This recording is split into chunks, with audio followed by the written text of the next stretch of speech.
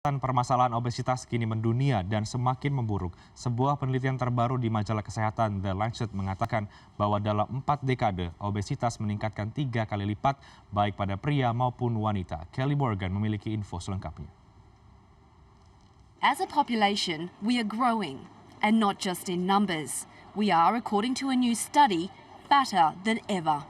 There had been for a long time in the world more underweight people than there were obese people, and in the past decade or so, we've actually switched to a world in which there are more obese people. The study is the biggest of its kind and looked at the body mass index of 19.2 million people in 186 countries over the past 40 years, creating a unique global picture.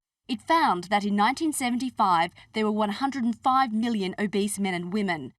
That figure now stands at 641 million. Broken down, almost 11% of men in the world are obese. That's a threefold increase over 4 decades. And there are even more obese women, almost 15% of the female population. And the picture is expected to get a lot worse. The World Health Organization and United Nations set a target back in 2011 to reverse the growing rate of obesity by the year 2025. Well, this study says that's just not going to happen, that actually by then, 1 in 5 people in the world will be clinically obese. It's an epidemic British health campaigner Tam Fry says could have been avoided. This is far beyond the crisis. The crisis actually was back in 2003, 2004, and we've just, by failing to do anything positive, we have let this crisis develop into what is a tragedy.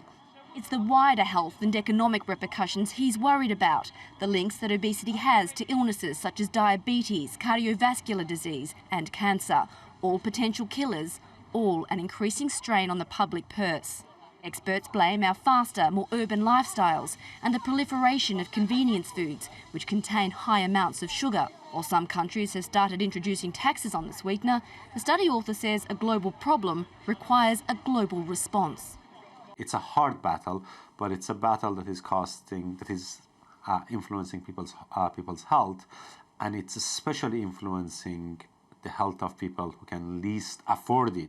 The WHO hasn't given up on its 2025 goal, but is calling for all member states to be more aggressive in the fight. Kelly Morgan, CNN London.